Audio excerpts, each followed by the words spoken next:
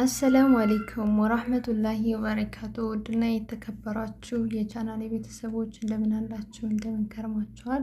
ከኔ ጋር አልሐምዱሊላህ ሁሉ ሰላም ነው። ዛሬ እንግዲህ እንደተለመደው በአዲስ ታሪክ ወደ እናንተ ብቅ ብያለሁ። ያው እንግዲህ እንደምታውቁ በአዳዲስ ታሪኮች ወደ እናንተ እየመጣሁ ነው። ሀሳብ አስተያየታችሁን ኮሜንት ላይ አስቀምጡልኝ። በተረፈ አብራችሁ ይቆዩ። ወህሺይ ኢብኑል ሐርብ ረዲየላሁ አንሁ ወህሺይ ኢብኑ ሐርብ ረዲየላሁ አንሁ ሙሉ ክፍል። ከኢስላም ጋር ባይተሳሰር ኑሮ የዚህ ሰሃባ ስምና ማንነት ማንም ባላስታወሰውና እንደ ዘበት ተረስቶ በቀረ ነበር። እስኪ በምን ምክንያት ሊታወስ ይችል ነበር? ከዘር ሐረግ ከደህና ዘር አልተወለደም፣ ሀብተም ንብረትም የለውም። ሆኖም ግን የፍጥረት ዓለሙ ፈጣሪና አስተዳዳሪ አላህ ሱብሃነሁ ወተዓላ ነገሮችን የሚያየው እኛ ፍጡራንን በምንመለከትበት መልኩ አለመሆኑ የወህሺይም ጉዳይ ከተለያዩ ገጠመኞች ጋር እንዲተሳሰር እነሆ ፍቃዱ ሆነ። ወህሺይ ጃቢር ኢብን ሙጠሊም የተባለ የመካ ሰው የግል ንብረት የነበረው ባሪያ ነው።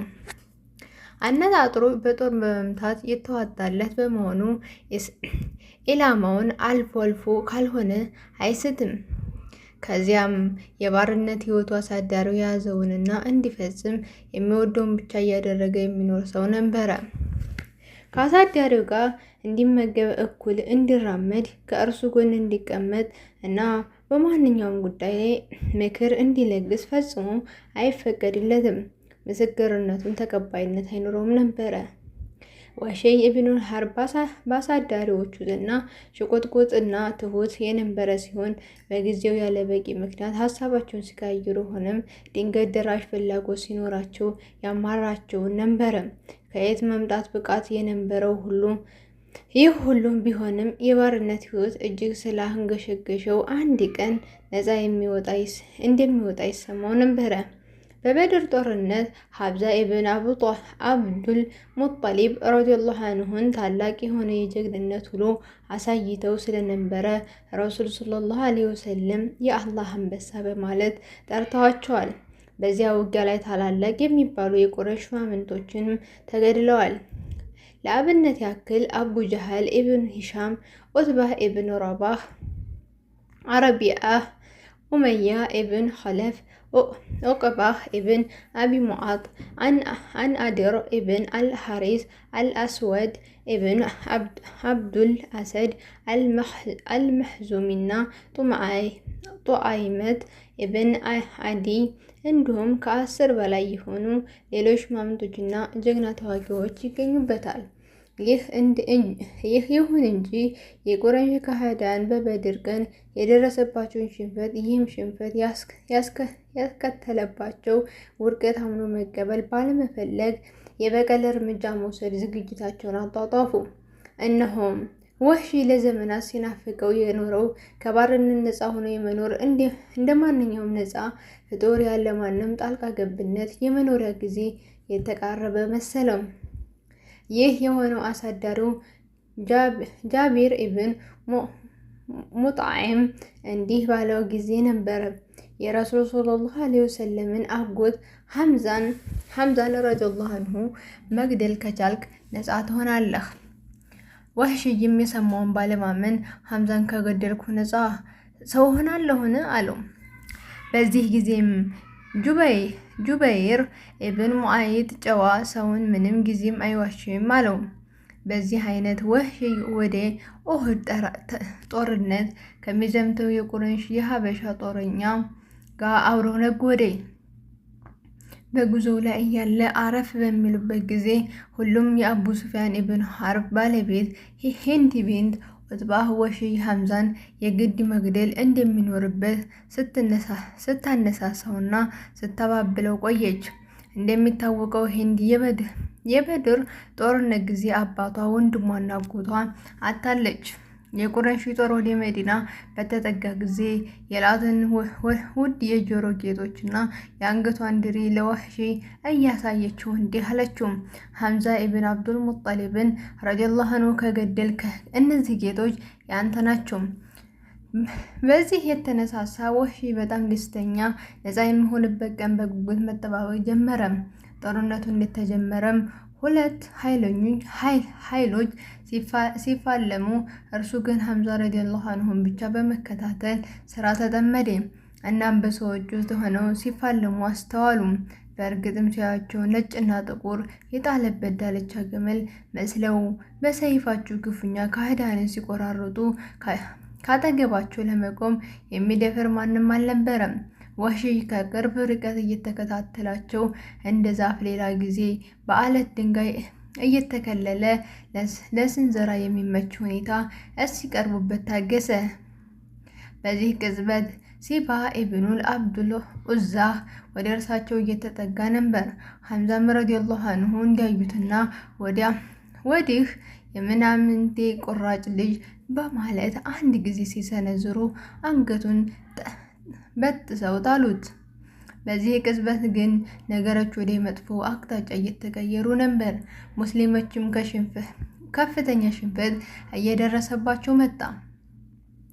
ወህሺ በአንድ ትልቅ አለት አጠገብ አድፍጦ ሐምዛ ረዲየላሁ ዐንሁ ወደ እርሱ እስኪጠጋ ድረስ በትዕግስት እየተጠባበቀ ነው። ሐምዛ ረዲየላሁ ዐንሁ አቡ አምር አልፋሲቅ እንደቆፈረው በሚታመን ጉድጓድ እግራቸው ሲገባና ዘንበል ሲሉ ሐምዛ ረዲየላሁ ዐንሁ አቡ አምር አልፋሲቅ እንደቆፈረው የሚታመነው ጉድጓድ እግራቸው ሲገባና ዘንበል ሲሉ የለበሱት የብረት ጥሩር ከሆዳቸው አካባቢ ተገለጠ። ይህን በሚገባ በቅርብ ርቀት ሲጠባበቅ የቆየው ወህሺ አሁን ኢላማውን በትክክል ማግኘቱን በማረጋገጥ ደጋግሞ ጦሩን እየነቀነቀ አነጣጠረ። ከዛም በኢላማው አንጻር በኃይል ወረወረው። ውጤቱም በጣም አሳዛኝ የሆነ ክስተት አስከተለ። አዎ የአላህ አንበሳ አሰዱላህ እና ተወዳጁ የነቢዩ ሰለላሁ ዐለይሂ ወሰለም አጎትና የጥቢ ወንድም በዚህ ሰው የተወረወረባቸው ጦር ከሆዳቸው አካባቢ ገብቶ በእግራቸው በኩል ብቅ አለ። በዚያውም ቅጽበት ሐምዛ ረዲየላሁ ዐንሁ ወደ ወህሺ ለመሄድ ሞክረው ነበር። ሆኖም ግን ጉዳቱ ከባድ ስለነበር መንቀሳቀስ አልቻሉም። ወህሺ ሁኔታቸውን ራቅ ብሎ ሲከታተል ከቆየ በኋላ መሞታቸውን እንዳረጋገጠ ወደ ጀናዛው በመጠጋት ጦሩን ከአካላቸው ስቦ ካወጣ በኋላ ወደ መጣበት ተመለሰ። በኋላም ወደ ጁበይር በመሄድ ነፃነቱን ይሰጠው ዘንድ ጠየቀው። ሂንድ ቢንት ኦትባንም አገኝቷት የምትወደውን ዜና ሲነግራት እንዲህ አለችው። የሐምዛ ረዲየላሁ ዐንሁ ጉበት ማግኘት ትፈልጋለሁ። የአቢሲኒያው ሀበሻዊ ባሪያ ወህሺ የዚችን አጋሪ ሴት ያልተገራ እንስሳዊ ፍላጎት ማሟላት ነበረበት። የሐምዛ ረዲየላሁ ዐንሁ ጉበት ወዳቸውን ቀዶ በማውጣት ከሰጣት በኋላ በምላሹ የጆሮና የአንገት ጌጦቿን ተረከበ። ሂንዲም የሐምዛ ረዲየላሁ ዐንሁ ጉበት ወደ አፏ ወስዳ ልታላምጠው ሞከረች። ዳሩ ግን ተስማሚ ሆኖ አላገኘችውም። ተፋችው። እርሷና መሰሎቿ አጋር የሆኑ ሴቶች የሌላውን ቀርቶ ለእጃቸውና ለአንገታቸው ጌጥ ይሆን ዘና የሟች ሙስሊም አፍንጫ እና የጆሮዎች ሲቆራርጡ ታይተዋል። ወህሺ ወደ መካ እንድትመለስ ጁበይር ቢንት ሙዓይጥ ቃሉን ጠብቆ ነፃነቱን አጎናጸፈው። ይህ ከሆነ ከዓመታት በኋላ ኢስላምን በስፋት እየተስፋፋ ሲመጣ በመካም በሙሐመድ ሰለላሁ ዐለይሂ ወሰለምና በተከታዮቻቸው እጅ ወደቀች። እሳቸውን አጠቃላይ በሆነው ምህረታቸው ሲያደርጉ 8 ሰዎችን ግን ይህ እንደማይመለከታቸው ተናግረው ነበር። ከእነዚህ ሰዎች አንዱ ወህሺ ብን ሐርብ ነው። ይህን ሲሰማ ወህሺ ወደ ጧኢፍ እግራ አውጭኝ አለ። ወህሺ እዚያም ሆኖ ከጭንቀት አልተላቀቀም። በቅርብ ይሁን ዘግይቶ መሞቱ እንደማይቀር ያምን ነበር። አንድ ቀን ብቀላው የሚፈጸምበት ጊዜ እየተጠባበቀ ባለበት ሰዓት አንድ ሰው እንዲህ አለው፣ መሐመድ እጅግ ቸርና አዛኝ የሆነ ነው። እስልምናን የተቀበለ ማንም ሰው አይገድልም። ወህሺም እንዲህ አለ፣ ሆኖም ግን እኔ የገደልኩት አጎቱን ነው። ሰውየው ደገመና እንዲህ አለው፣ መሐመድ ሰለላሁ ዐለይሂ ወሰለም ሙስሊም የሆነን ማንም ሰው አይገድልም። ወህሽይም በዚህ ጊዜ በጽሞና ሲያስበው እውነትም አምር ኢብን አልአዝ፣ ሰፋዋን ኢብን ኡመያ፣ ኢክሪማ ኢብን አቡ ጀህል እና ካሊድ ኢብን ወሊድ አስታወሰ። እነዚህ ሁሉ ወደ ኢስላም የገቡ ሰዎች ናቸው። ከዚያም በኋላ ወህሽይ ከጧኢፍ ልኡካን ጋር በመሆን መልኩ እና ራሱን ቀይሮ ወደ መዲና ተጓዘ። ነቢዩ ሰለላሁ ዐለይሂ ወሰለም አንዴም ድምፁን ከፍ አድርጎ ሁለት የሸሃዳ የስብርነት ቃሎችን እየደጋገመ ተጠጋቸው። አዛኙ ነቢይ ሙሐመድ ሰለላሁ ዐለይሂ ወሰለም አሁን ከፊት ለፊታቸው የቆመው ሰው ወህሽይ ኢብን ሐርብ እንደሆነ አውቀዋል። እሱም የሰማዕታት አለቃ ሐምዛ ኢብን አብዱል ሙጠሊብ ረዲየላሁ ዐንሁ የገደለው ነው። የሐምዛ ረዲየላሁ ዐንሁ አሟሟት መጥፎ ትዝታዎች እንደ ቅጽበት የነቢዩ ሰለላሁ ዐለይሂ ወሰለም አንጀት አላወሱት። ምን አይነት አሳዛኝ ትዝታዋ ነው! ሐምዛ ረዲየላሁ ዐንሁ ለእሳቸው አጎት ብቻ ሳይሆን የጥቤ ወንድማቸውና የእድሜ ልክ ጓደኛቸውም ናቸው። ያም ሆኖ አሁን ደግሞ እነሆ ወህሽይ ኢስላምን ተቀብሎ ይህንንም በአዋጅ አሳውቆ እፊታቸው ቆሟል። የምስክርነት ሻሃዳን ቃሉንም በማድረግ ነፍሱን አትርፏል። ረሱል ሰለላሁ ዐለይሂ ወሰለም ሙሉ በሙሉ በተያያዙበት የአጎታቸው መራራ ትዝታዎችና ስሜት ውስጥ ሆነው ወህሽይ እንዲህ በማለት ጠየቁት፣ ለመሆኑ ሐምዛን እንዴት አድርገህ ልትገድለው ቻልክ? ወህሽይ የሚሆነውን ተርኮላቸው ሲያበቃ በመጨረሻም ወደ ጦር ሰፈሬ ተመለስኩ። እዚያም ሆኜ ሳልወጣ ቆየው። ምክንያቱም እኔ ዋና ተግባሬ እሱን ብቻ መግደል ስለነበር ሌላ የማደርገው አልነበረኝም። የገደልኩትም ከባርነት ነፃ እንደምወጣ ቃል ስለተገባልኝ ነበር። ወደ መካም እንደተመለስኩ ነፃ ሰው ሆንኩኝ በማለት ትረካውን አጠናቀቀ። ነቢዩ ሰለላሁ ዐለይሂ ወሰለም ትረካውን ካዳመጡ በኋላ ለወህሽይ የሚኖራቸው ግምትና አስተያየት አስፈራቸው። ምናልባት በተደጋጋሚ ባዩትና ሐምዛን ረዲየላሁ ዐንሁ ባስታወሱ ቁጥር በውስጣቸው ሊፈጠር የሚችለውን ስሜት አሰቡት። ከዚያም እንዲህ አሉት፣ ከእንግዲህ ባላይህ እመርጣለሁ። ወህሽይ ለመሄድ ሲዘጋጅ ካስተዋሉ በኋላም እንዲህ በማለት ምስክርነት ሰጡት። ወህሽይ ከዚህ በፊት ሰዎችን ወደ እስላም እንዳይገቡ የታገልከውን ያህል አሁን ደግሞ በአላህ መንገድ ላይ ተዋጋ። ቅን ከሆነ ልቦና የተሰጠ ምንኛ ያማረ ነብያዊ መመሪያ ነው። አጎታቸውን ሐምዛ ረዲየላሁ ዐንሁ ገድሎ ኢስላምን ሲቀበል አዛኝ ነቢይ ሙሐመድ ሰለላሁ ዐለይሂ ወሰለም ምህረት ካደረጉለትና ምክር ከለገሱት በኋላ ወህሽይ ባለፉት ጊዜያት በሰራው ወንጀል እጅግ የሚጸጸት ሰው ሆነ። ይህ ታላቅ የሆነ ኃጢአት ለማስፋቅ በአላህ መንገድ ደከመኝ ሰለቸኝ ሳይል ከመዋጋት ሌላ ምንም መንገድ እንደሌለው ተገንዝቧል። በመሆኑም የአላህ አንበሳ በመዋጋት ብዙ ሙሽሪኮችን ሊገድልበት ወሰነ። ረሱል ሰለላሁ ዐለይሂ ወሰለም ካረፉ በኋላ አቡበክር ረዲየላሁ ዐንሁ ቦታቸውን ሲተኩ ሙስሊሞች ቃል ኪዳን ከእርሳቸው ጋር ይገቡ ነበር። በሌላ በኩል ደግሞ ብዙ አፈንጋጮችና ሐሰተኛ ነቢያትም ተነሱ። ነቢይ ነን እያሉ ከተነሱት ሰዎች መካከል ሙሰይማ አልከዛብ፣ ጡለይሃ ኢብን ሁለይልድ፣ አልአሰድ አልአስወድ አልአንሳሪና ሳጃህ ይገኙበታል። አቡበከር ረዲየላሁ ዐንሁ የመጀመሪያው ኢስላም ኸሊፋ እነኚህንና ሌሎች ኃይላት በጽናት ለመደምሰስ ኃይላቸውን ማነቃቃት ነበረባቸው።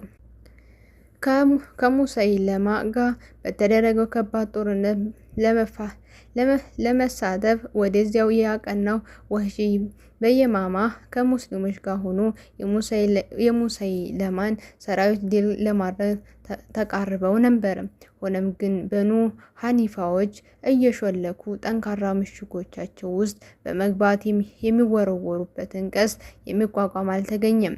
ቆየት ብሎ ግን አልበራ ኢብኑ ማሊክ ረዲየላሁ ዐንሁ የተባለው ሙስሊም ጀግና በአትክልት ስፍራ ላይ ቀስ ብሎ በዘዴ ከተጠጋ በኋላ በአጥሩ ላይ በመንጠልጠል ግቢው ውስጥ ሊያፈርስ በቃ። አልበራ እዚያ ላይ ሆነው ዋናውን የግቢውን በር የሚጠብቁ ሰዎች በመግደል በሩን ለሙስሊሞች መክፈት ቻለ። በተከፈተው በር ሙስሊሞች እንደ ጎርፍ ከገቡ በኋላ ወህሽይ ግቢውን ሲቃኝ ከአንድ የሚያምር ቤት በር ላይ አንድ ሰው ሰይፉን እንድታጠቀ ቆሞ ተመለከተ። ከዚያም ጦሩን አስተካክሎ ከነቀነቀ በኋላ በሰውየው ላይ ወረወረው። በዚህ ጊዜ ጦሩ በደረቱ ገብቶ ሲሸቀሸቅ ሰውየው በደረቱ ተደፋ። በዚህ ቅጽበት ከበኑ ሐኒፍ የሆነ ሰው እንዲህ ሲል ጩኸቱን ለቀቀው። አንድ ጥቁር ባሪያ ሙሰይለማህን በጦር ወግቶ ገደለው። የሰውየው ቃላት ወህሽይ ልክ በከፍተኛ ሙቀት ጊዜ እንዴት ተገኘ ቀዝቃዛ ውሃ አንጀቱን ሲያርሰው ተሰማው። በመጨረሻ ምንሆ ህልሙ እውን ሆነ። እንዲህም በዚሁ ቅጽበት ከበኑ ሐኒፍ የሆነ ሰው እንዲህ ሲል ጩኸቱን ለቀቀው። አንድ ጥቁር ባሪያ ሙሰይለማን በጦር ወግቶ ገደለው። ሰውየው ቃላት ወህሽይ ልክ በከፍተኛ ሙቀት ጊዜ እንደተገኘ ቀዝቃዛ ውሃ አንጀቱን ሲያርሰው ተሰማው። በመጨረሻ ምነው ህልሙ እውን ሆነ። እንደመረግ ተጭኖ ሲያሰቃዩ የኖረው ወንጀሉ የሚፋቅበት ጊዜ መድረሱን ተገነዘበ። ከእንዲህ የትካዜ የጸጸት ጊዜ አበቃ። ተከታዮችን ሁሉ ወደ ጀሃነም ይዞ የሚሄደውን ሐሰተኛ ነብይ ነኝ ባይ ሙሰይለማን ለአንድና ለመጨረሻ ጊዜ ገደለው። ከዚህም ድምፁን ከፍ አድርጎ እንዲህ አለ፣ በዚህ ጦሬ ከነቢዩ ሰለላሁ ዐለይሂ ወሰለም ቀጥሎ ምርጥ የሆነውን ሰው ሐምዛ ኢብኑል አብዱል ሙጠሊብ ረዲየላሁ አንሁ እንዲሁ ከሰዎች ሁሉ መጥፎውን ሙሰይለማን ገድዬበታለሁ። ወህሽይ አላህ ሱብሃነሁ ወተዓላ የመጀመሪያ ኃጢአቱን እንዲምረውና ሁለተኛውንም መልካም መግባሩ እንዲቀበለው ሁልጊዜም አላህን መማጸን ልማዱ ነበር። ሀበሻ ወህሽይ የሞተበት ቦታና ጊዜ አይታወቅም። ወኢኒ ለገፉሩ ሊመን ታበ ወአመነ ወአሚሉ ሷሊሐን ثم አህተድ እኔም ለተጸጸተ ላመነኝ መልካምንም ለሰራ ከዚህም ለተመራ ሰው በእርግጥ መሐሪ ነኝ። ሱረቱል ጦሃ 82 ተፈጸመ። ወህሽይ አላህ ስራውን ይውደድለት። ወሰላሙ አለይኩም ወራህመቱላሂ ወበረካቱ። የዛሬው ታሪካችን እዚህ ጋር ያበቃል። ኢንሻአላህ በሌላ ታሪክ እንመለሳለን። ሀሳብ አስተያየታችሁን ኮሜንት ላይ አስቀምጡልኝ።